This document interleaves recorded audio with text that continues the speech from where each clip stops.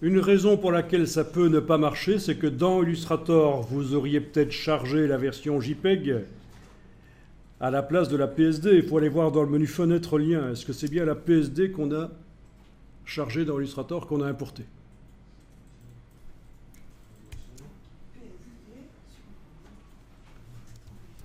Oui, vous vous souvenez que dans Illustrator, dans les préférences gestion des fichiers, on avait été dire que la mise à jour des liens doit être automatique, comme ça on évite d'avoir le message qui apparaît tout le temps.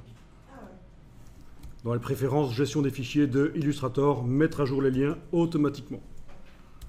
Ben oui, c'est quand même plus cool comme ça. Bien, et on va essayer d'améliorer ça. Alors, c'est là qu'on va déployer éventuellement les paramètres avancés de vectorisation, ici. Et là, vous avez 3 curseurs qui vont vous permettre de déterminer à quel point vous voulez du détail, des angles, un nombre de tracés plus ou moins élevé.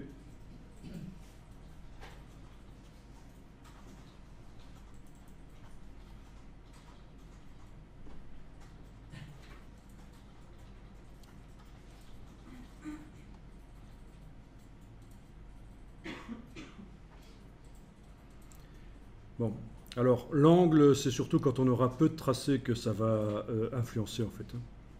Si vous mettez peu de tracés, le nombre d'angles là, vous allez voir la différence. Parce qu'avec beaucoup de tracés, on ne la voit pas. Voilà.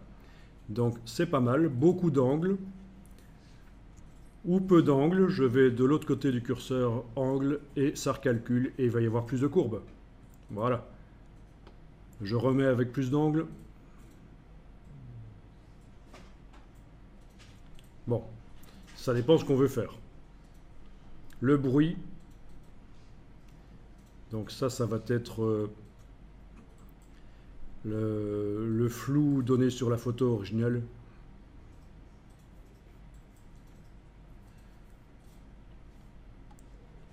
Ok. Donc ça c'est pas mal, mais c'est limité. Une fois que vous avez fait ça, ben, vous n'avez plus grand chose à faire au niveau de la vectorisation. C'est fort limité. Heureusement, on a l'image qui est ouverte en parallèle dans Photoshop et on va aller modifier l'image dans Photoshop avec des calques de réglage. Et on va voir ce que ça donne dans Illustrator. Donc n'oubliez pas d'enregistrer quand même le document Illustrator. Moi je l'ai enregistré sous le nom vecto-01.